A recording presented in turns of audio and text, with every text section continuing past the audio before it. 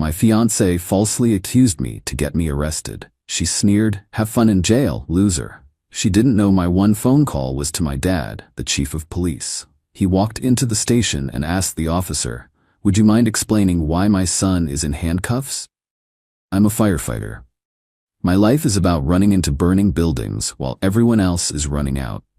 It's a job built on trust, discipline, and staying calm when the world is exploding around you. I thought my relationship with my fiancée, Jessica, was built on the same principles. It turns out it was built on gasoline, and she was just waiting for the right moment to light the match. The fire started last night. We had an argument. It was the same argument we'd been having for months. It was about money, specifically her spending of my money. I'm not a wealthy man, but I'm responsible. I own my small house, I pay my bills on time, and I'm saving for a future. Jessica, on the other hand, sees a credit card as a magic wand that produces designer bags and spa days. The argument escalated. She wanted me to co-sign a loan for a new luxury car she couldn't afford. I refused. My refusal was calm, logical, and final. This time, however, something in her snapped. Her frustration turned into a cold, reptilian fury. She started screaming, accusing me of being controlling and cheap. Then she did something that changed everything. She picked up a heavy glass vase, a gift from my late grandmother, and hurled it against the wall, shattering it into 1,000 pieces. Then she looked at me, a strange, triumphant smirk on her face, and she scratched her own arm with her long fingernails, drawing a thin line of blood. "Get out of my house!" she shrieked, her voice suddenly taking on a performative, terrified tremor. "Your house?" I asked, my own voice dangerously quiet. "This is my house, Jessica." "Not for long," she hissed. Then she pulled out her phone and dialed 911. I stood there, frozen in disbelief, as I listened to her give a dispatcher a tearful, Oscar-worthy performance. She claimed I'd become violent, that I had thrown the vase at her, and that she was terrified for her life. It was a lie so audacious, so completely divorced from reality, that my brain struggled to process it. When the police arrived, 2 uniformed officers, they saw a crying, hysterical woman with a scratch on her arm and a shattered vase on the floor. They saw me, a man twice her size, standing there in stony silence. In situations like this, protocol takes over. They don't see context, they see a potential threat. They separated us, took her statement, and then they came for me. As they were putting me in handcuffs, Jessica walked onto the porch. Her tears were gone, replaced by that same cold, victorious smirk. She leaned in close as the officer was guiding me to the patrol car and whispered, so only I could hear, "Have fun in jail, loser." I didn't say a word. I just looked at her. I let her have her moment. I let her believe she had won. At the station, they put me in a small, sterile processing room. They took my shoelaces and my belt, they read me my rights, and then they told me I had the right to one phone call. Jessica's entire plan was built on one simple, arrogant assumption, that I was alone. That I was just a simple firefighter with no power, no resources, and no one to turn to. She knew I had a father who was a cop. She had met him a few times. She thought he was just some old-timer, a desk sergeant maybe, close to retirement. She had no idea who he really was. My father and I have a complicated relationship. His name is Robert Williams. My name is Matt Carter. I took my mother's maiden name when I was 18. I did it because I wanted to build my own life, on my own terms. I didn't want to live in the shadow of my father, the decorated, powerful, and sometimes intimidating chief of police for the entire metropolitan area. I picked up the phone. I didn't call a lawyer, I called my dad. Update 1. The hour I spent in that holding cell felt like a lifetime. It was a cold, concrete box that smelled of bleach and regret. I wasn't scared. I was a firefighter. I've been in far more dangerous places. But I felt a profound sense of violation. Jessica hadn't just lied. She had used the very system my father had dedicated his life to as a weapon against me. I heard the heavy steel door at the end off the hallway buzz open. I heard footsteps, firm and purposeful, coming down the corridor. They didn't sound like the shuffling steps of a public defender. They sounded like authority. The footsteps stopped outside my cell. A moment later, the small, barred window in the door was filled with the face of the arresting officer, the young cop who had put me in the car. His face was pale, and he looked profoundly nervous. He fumbled with his keys, unlocked the door, and opened it. "Mr. Carter," he said, his voice a full octave higher than it had been on my porch. "You're free to go. There's someone here to see you." I walked out of the cell and down the hallway. Standing in the middle of the station's bustling main floor was my father. He wasn't in uniform. He was wearing a simple, dark suit, but he might as well have been wearing a general's stars. The entire station seemed to be orbiting around him. Officers were standing straighter, talking quieter. The air was thick with deference. He saw me, and the hard lines on his face softened for a fraction of a second. He walked over and put a hand on my shoulder. "You okay, son?" he asked, his voice low. "I'm fine, Dad," I said. He nodded, then turned his attention to the desk sergeant, a man who looked like he was about to have a heart attack. My father didn't raise his voice. He didn't have to. His quiet authority was more intimidating than any shout. "Sergeant Miller," he began, his voice calm and even. "I was just reviewing the preliminary arrest report for my son, Matthew Carter. I seem to be missing the part where the responding officers documented the location of the broken glass from the vase he allegedly threw. Was it on the inside of the impact point on the wall, or on the outside?" The sergeant stammered. I don't know, Chief. I'd have to check the full report." "You do that," my father said, "because an object thrown at a wall shatters and falls inward. An object broken against a wall shatters and falls outward. It's basic physics. I'd hate to think your officers missed such a fundamental piece of physical evidence." He then turned to the young arresting officer who was trying to blend in with the filing cabinet. "Officer Jennings," my father said, reading his name tag. "My son has no history of violence. The accuser, his fiancée, has no prior domestic calls. You had two conflicting stories.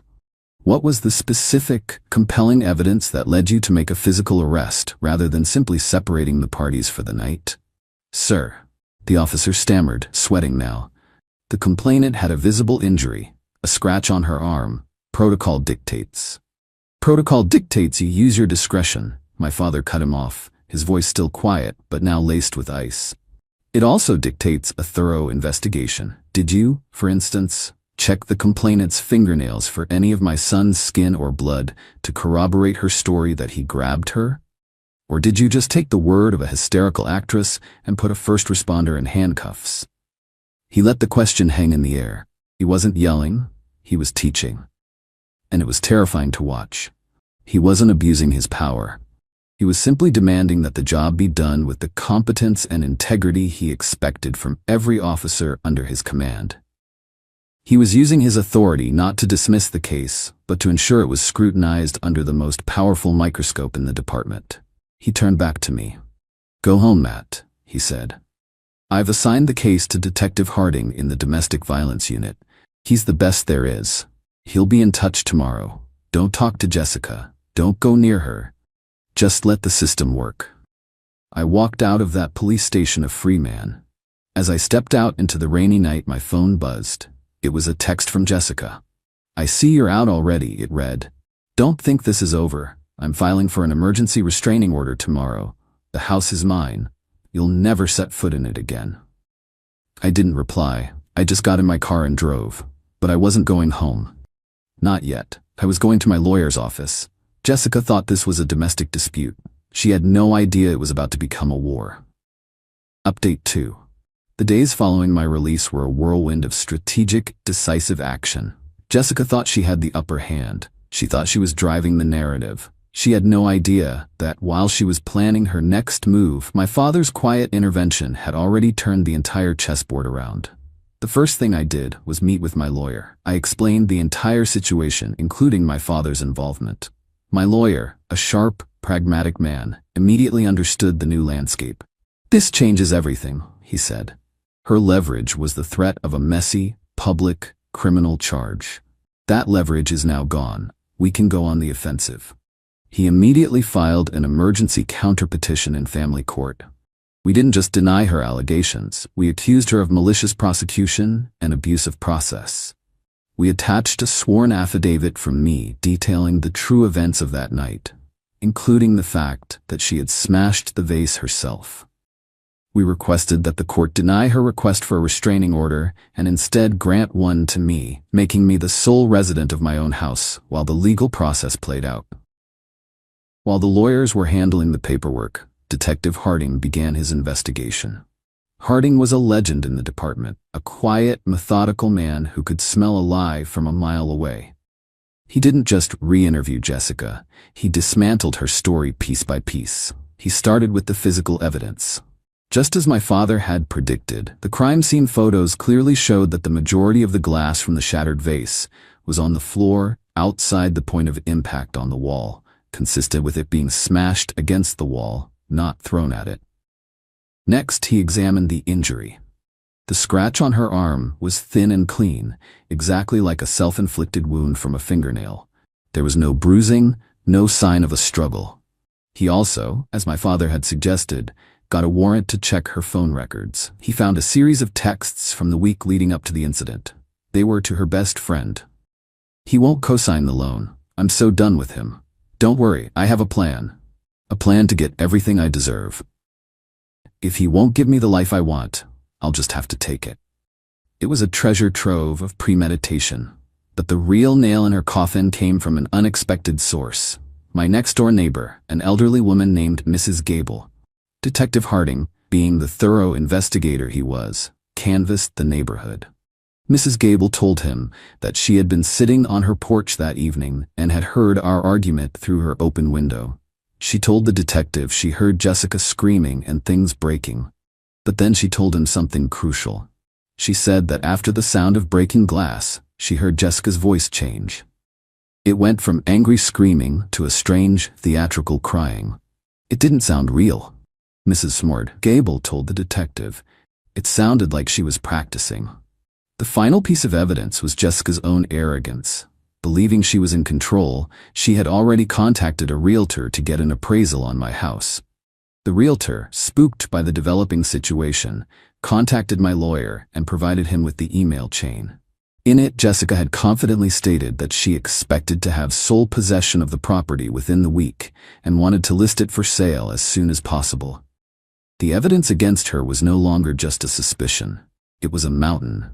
It was a detailed, documented conspiracy to falsely accuse me, have me removed from my home, and then liquidate my primary asset. The family court judge presented with our counterpetition and a preliminary summary of the police investigation did exactly what we had hoped. He denied Jessica's request for a restraining order against me, and he granted mine against her. She was legally barred from coming within 500 feet of me or my home. The day that order was served was the day she realized she had lost. She had tried to have me thrown out of my own house. Instead, she had been legally exiled from it. Her plan hadn't just failed, it had backfired with devastating precision. She was no longer the accuser. She was now the target of a criminal investigation. Final update: it has been 4 months since my life was almost destroyed by a lie. Today, that chapter is officially and brutally closed. The legal system, when properly motivated, can be a thing of terrifying efficiency. The criminal case against Jessica moved forward with incredible speed. The district attorney's office, armed with Detective Harding's meticulous investigation, charged her with multiple offenses: filing a false police report, perjury for the lies in her sworn statement for the restraining order, and attempting to commit insurance fraud, as she had also filed a claim for the vandalism to the house. Faced with the undeniable evidence, the crime scene analysis, the text messages, Mrs. Gable's testimony, and the emails to the realtor, her lawyer knew she had no chance at trial. He advised her to take a plea deal. She pleaded guilty to the charge of filing a false police report. The other charges were dropped in exchange for her plea. She avoided jail time, but she did not avoid a consequence. She was sentenced to 2 years of probation, a significant fine, and mandatory psychological counseling. Most importantly, she now has a permanent criminal record. Her attempt to brand me as an abuser ended with her being branded a criminal. The civil proceedings were even more satisfying. Our engagement was, of course, over. I kept the ring, as it was a conditional gift, and the condition of marriage was broken by her malicious actions. I sold it and used the money to pay for my legal fees. But my lawyer wasn't done. We filed a civil suit against her for malicious prosecution, defamation, and emotional distress. We sued her for the cost of the vase she destroyed. We sued her for everything. Her lawyer tried to fight it, but it was hopeless. Her guilty plea in the criminal case made her civil liability undeniable. We settled out of court. She was forced to sign over a significant portion of her own savings to me as damages. The settlement also included a legally binding, permanent non-disclosure agreement. She is forbidden from ever speaking or writing about me, publicly or privately, for the rest of her life. If she violates it, the financial penalties are catastrophic. I have legally erased myself from her past, present, and future. The last I heard, Jessica's life is in ruins. Her criminal record has made it difficult for her to find a good job. Her friends, horrified by what she did, have abandoned her. She is broke, disgraced, and alone. She tried to take my house, and in the end, she lost everything. As for me, I am healing. The experience has left its scars, but it has also forged something new. My relationship with my father has been completely transformed. The 5 years of stupid, prideful silence between us are gone, burned away by the fire of this crisis. We talk every week now. We go to baseball games. He comes over for dinner. He's my dad again. Jessica's plan was built on the belief that I was weak and alone. She was wrong on both counts. My quiet nature is not weakness. It is the discipline of a man who knows when to act and when to wait. And I was never alone. I had family, a hidden ace she never saw coming. She sneered and told me to have fun in jail. But I'm the one who is free. Free from her lies, and free to build a new life on a foundation of truth. And she is the one who is now living in a prison of her own making.